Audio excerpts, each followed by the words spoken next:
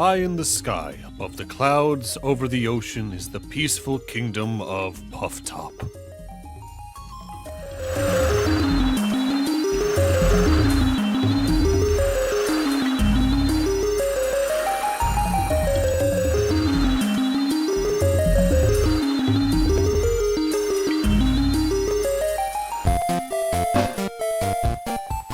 There lives Starfy, the prince of the kingdom.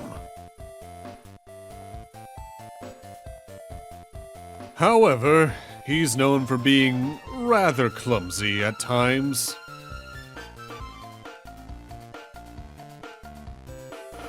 One day, he was carrying some important treasure when...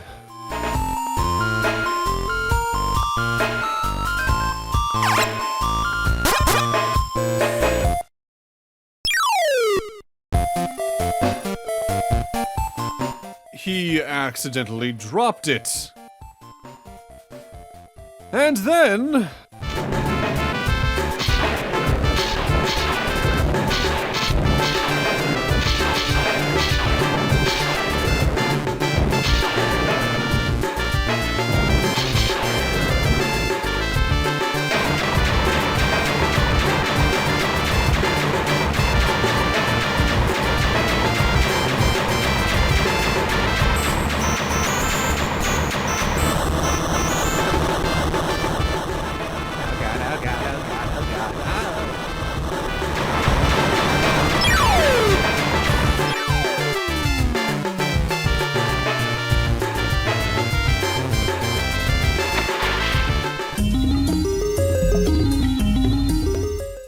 Can you hear me? Oh, you're all right. You're from Puff Top, aren't you? Did you fall from up there? What? You're Starfy, the prince of Puff Top? We're on a small island, and this place is my home. I'm Old Man Lobber. There's a raging storm out there, so I suggest you rest here for now.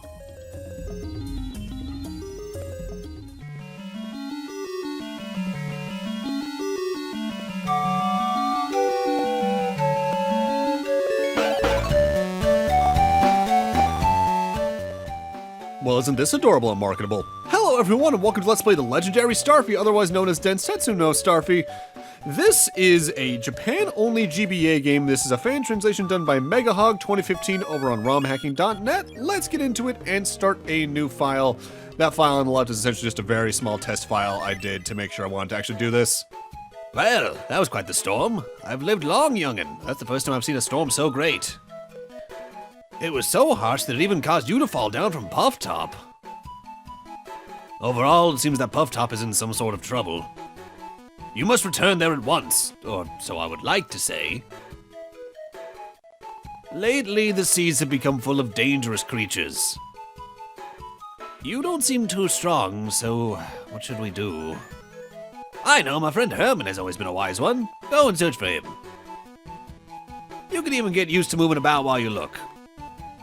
D-pad for swimming underwater. Pressing the D-pad will allow you to move in any direction.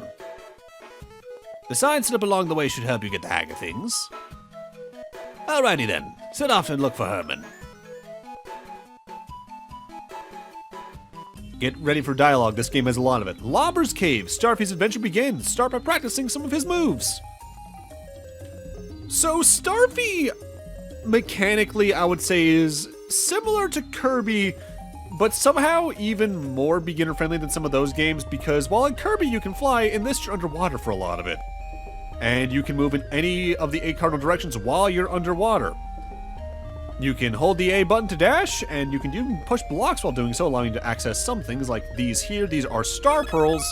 Later games would treat these more as currency in some regards. In this game, they serve 2 purposes, one of which we'll see later. For right now, the big thing is every 5 you pick up, you'll fill up that bar on the bottom right, which will restore 1 health point if you're missing any.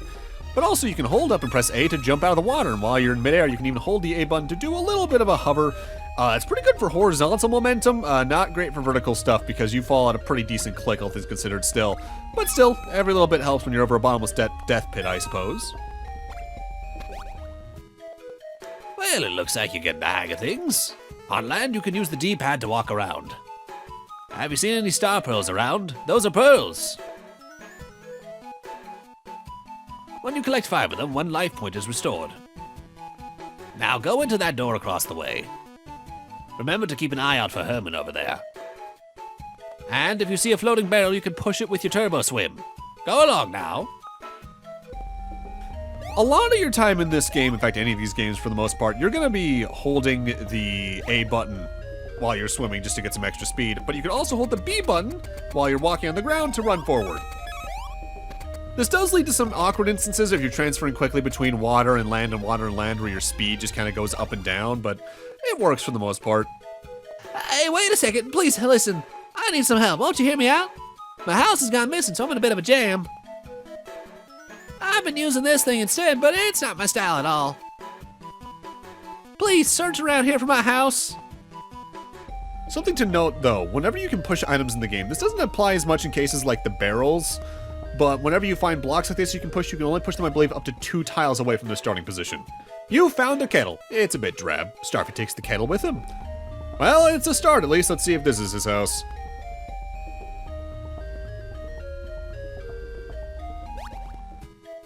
Oh, you found something.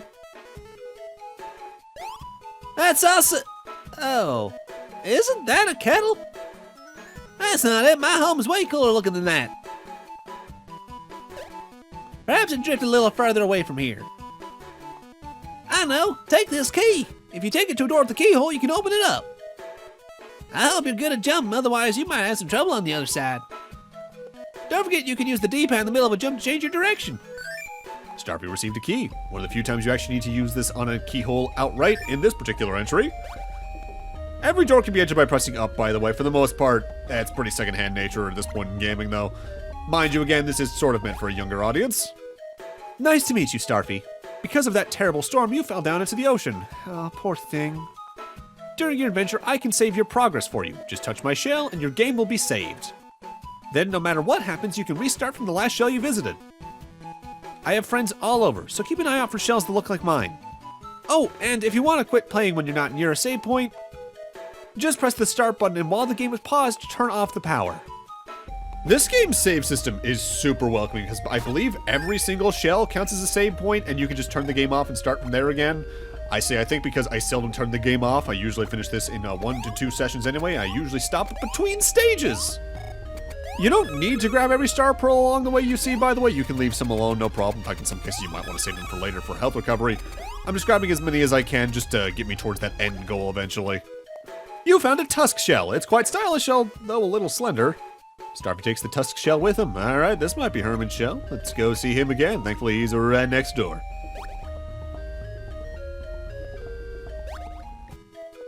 Oh, you're back! Far out! Let's see what you have. Close, but not quite. It's way too narrow for me. Where could my shell have gone off to? Wait a second, there's still a place you haven't checked. But unfortunately, there are some rocks blocking the path. I wonder maybe you tried spinning into them. It might clear them away. Yeah, how about giving your star spin a try? Press B to perform a star spin. You can use it to deal with both blocks and enemies. From now on, when you see a baddie, use your star spin to take care of them. But be careful. If you use it too much too quickly, you'll get dizzy for a little while. If that happens, press the D-pad repeatedly and you'll be back to normal in no time. So the spin is our main attack throughout the game. It allows us to break blocks as well as defeat enemies. And it does have a pretty good range, at least horizontally. Vertically, it's a little rough, but thankfully you can move into enemies from any direction to help with this. But more or less, I think his exact body width out from him in either direction horizontally, so that's pretty good. But you do need to be careful about spamming it, because I think 5 times within a very short span of time is how you actively get dizzy. And like Herman said, you can mash the D-pad to get out of a dizzy state pretty quickly, but don't get too greedy all the same. And if you're pretty keen with eyes, you might actually recognize Starfy's Star Spin as the attack most people would have seen him use first. This is his assist trophy attack in Smash Bros. Brawl, which is the first way we in the West, and basically anyone outside of Japan, first really saw Starfy, barring probably people who were really plugged into like scans of earlier magazines in the early 2000s and all that. Because he was both, I believe, a assist trophy, a trophy outright in the menu, and a sticker in Brawl. And I think he stayed as a assist trophy through to modern day even. Here's a pretty shell though, let's see if this is Herman's shell. It's big enough for him by the looks at least. Far out! That's the one! What a beauty this shell is. Thank you so much. I'm gonna put it on right now. Here I go. Now that's more like it. I'm back to my groovy self again. So let's get back to business. I heard about you from old man Lobber. You're the Prince of Puff Top, Starfy. You somehow fell down from way up there, huh? Be sure to use that star spin technique I taught you on your adventure. You'll need it. Alright, let's get out of here and head to the coral reef. Together with Herman, Starfy heads to the coral reef. Now the adventure truly begins. Our tutorial is done. Time for the first real level. But at the end of every level, your star pearls get tallied up. You start with 0, but you can hold up to quad 9s of them. And technically for 100%, you need to do that because every certain amount you get adds a character to this postcard you see here. You get shown this every time, and you can always see which amount will give you the next friend added down there on the bottom right. It takes a while, but it's overall pretty easy to do. Coral Reef, a reassuring friend arrives to help Starfy on his adventure. So this is where the game really starts in level design. Hey, wait a second. Please listen, I've got some information for you. I'm gonna teach you a secret about your star spin. Have you tried taking out a bunch of enemies in a row? If you do, pearls will appear. It's a great way to rack up a bunch of them in a flash. Cool trick, huh? Also, I have a request for you. You gotta help my friend. Some baddies chased him off to somewhere around here. Oh, look up there, Starfy. It's one of those guys. Try to follow him. So we start off this level by following this particular enemy type around.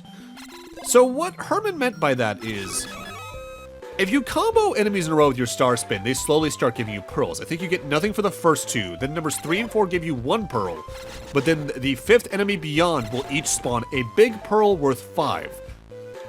One of the best ways to build up pearls throughout the game is to do that, especially in rooms where there are a bunch of enemies. In fact, they're very deliberate in a lot of cases about placing upwards of 5 enemies either in a row or in a close enough proximity that you can very easily get that combo up.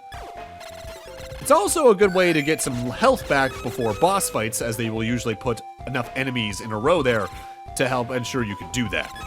So as for my own history with Starfy as a series, I'm pretty much what I would like to think is probably the standard player here in the West, where I saw him in Smash, was like, oh, he's cute, and then when they eventually released commercials and trailers for the game they finally brought over here in the series, I decided to pick it up and I liked it. I have distinct memories playing that game actually on buses, not only to school, but also on a bus toward an airport before heading down to Florida for a trip once upon a time.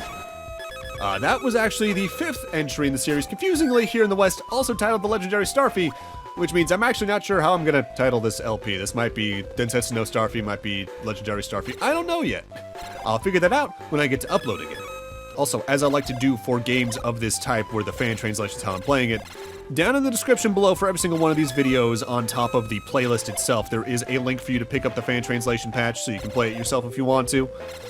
Ultimately, I think this is a game that's very fun to play, even if it is very straightforward in what it's trying to be. Because sometimes you just need games like this to help yourself calm down from things and chill out. Die, evil blue fish! Whew, safe for now. Wait, who's there? Where did you come from? Darn, there were too many of those guys. I thought I'd be able to handle them. And man, I didn't have the chance to say what I wanted. Some goon kidnapped Ruby, my one and only love. Darn it, I was caught off guard.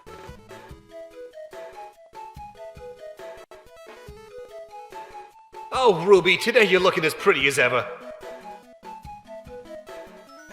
Is that so? Thank you. Anyway, there's something important you wanted to discuss. Coke! My, what nice conch weather we're having. Oh, look at that conch cutie. And look at the conch sap she's with. What a conch waste. Well then, perhaps I'll make her my own conch bride. Well, actually, you know, Ruby, I want to say that hey! Yeah, help me. Conch, oh my cutie, you're all conch mine now.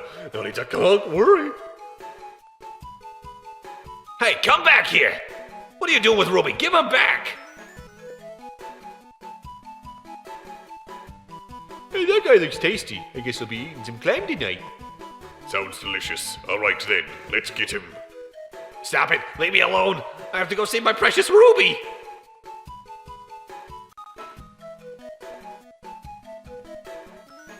Man, even thinking about it now is totally painful. But now you'll help me get her back. You seem to have some free time. Huh? What's that you say? But you seem totally free. You're trying to get back to Puff Top, huh? I'll worry about that after. First, we gotta focus on getting Ruby back. Alright then, it's decided. I'll go on ahead. I wouldn't want you slowing me down. And don't go wandering off. Well, you seem pleasant. Hey, wait a second. I've got something to say. Thanks a ton for rescuing Mo from those guys. But aside from that, the kettle and Tuskill have clogged the waterway. Sorry about that. Without the water flowing normally, there are some places you can't access. So search out the blockage and destroy it with your star spin. Oh, and if you ever need any advice, just ask Mo. Sometimes you may see his eyes peeking out from the ground. If so, just give that area a whirl with your star spin. Mo's actually a real nice guy, so be sure to keep an eye out for him. Herman is telling the truth. From now on in level design, you will see Mo's eyes poking out here and there, and he's there to give you some general hints about the areas in the game, give you hints for boss fights and how they work, areas you might want to check out, things like that, really. Hey, Starfy, have you noticed those sealed blocks that sometimes block your path? There's some near us right now. How'd they get there? They're too tough to break. I guess we'll worry about them later. Right now, we need to focus on finding Ruby. Keep those in mind for way, way later in the LP. We're going to be seeing them throughout the entire game, but just keep them in mind. And something else you should keep in mind, whenever you see a new enemy, kill it. One of the things this game actually tallies is how many of the enemies in the game you've killed in terms of the unique varieties of them. And if you can't kill them, you just have to have seen them, so always gun for a new enemy if you see them. Minigame, Seahorse Catch. My children are super energetic, so looking after them is tough. Starfy, do you think you could lend me a hand? We want to do this because the minigames are worth doing overall. Gather the seahorses without letting them touch the spikes. Collect the required number of points to win the game. A, bounce, B in the D-pad move quickly, D-pad to move left and right. You should always hold B because it just moves more quickly. So now that we're past the tutorial level, once per level in the game, there is a minigame you can do that has 3 difficulties, though I think here, for right now, you can only tackle the easy modes. And the main thing you get for doing them right now is some extra pearls, which is worth doing on its own. Here with the seahorse catch, there's 3 colors of seahorses that bounce off the walls and blocks that are arranged in a certain pattern depending on your difficulty. They come in 3 scores, green which is 2, blue which is 1, and red which is 3. Reach the target score as seen on the right, you have infinite time. Be careful of the spikes in the ground because if a seahorse touches those, I believe you just lose the minigame and have to start all over. Overall, not many of the minigames in this game I'd say are hard, even on their hardest difficulty though. Great job, how was it? Please, take these. Free 5 or so pearls, worth getting in the long run, just because that's 5 more towards our goal. And up here in this door we have an outline. What do you got to say about this, Mo? I'm curious what's above us, but it's not like we can fly. Unless we find something to help us, I guess we'll just have to explore somewhere else. Keep that in mind for later. If you're looking to get some pearls very early, I think this is one of the earliest sections you can easily farm enemies over and over again for pearls by just knocking out 4 or 5 of them in a row, grabbing the big pearls, entering a door, and then re-entering. Because by and large, any enemy in the game respawns. Either you just have to go far enough off screen or enter a door and then re-enter the room you were just in. In fact, there's one enemy down the line that is absurdly good for pearl grinding that is especially key for reaching the max total. But we'll talk about that towards the end of the LP, which is a bit further away than you'd think. While the gameplay in this game is overall pretty simple, They do make some pretty long levels with a lot going on in each of them, even though you use the same base tools in them all. I'll also talk more about why we didn't get these games by and large here in the West, on top of who the developers are for it, starting next part, because we're just getting through a lot of the early stuff for now. In this section of the level, there are several doors that have platforms you can't reach yet, because you need more water here. This is what Herman talked about with the kettle in Tusk Shell blocking stuff off, so we need to go find that so we can allow the water to flow elsewhere in the level. And we've even already been in the room we need to go to. I just wanted to show off those other rooms first to showcase the actual change in level design. Jump up here, enter this, and now we just need to swim past these spike balls. The spike balls, I believe, are a case of an enemy where you don't need to actually attack them in order to get them into your log, so to speak. And now the water flows through these rooms and you can access the end of the level. Now, we saw an orange fish enemy a moment ago. We can't get that yet. I know I said you should kill every new enemy you see, but there's going to be instances where you see an enemy way earlier than you can kill it. Don't worry about them, we'll come back for them later on. But with that, I'm going to need to end this off here. Thank you guys for watching, and in part 2, we're going to finish off the coral reef here before heading on to the next level to see what's going on over there. See you guys then.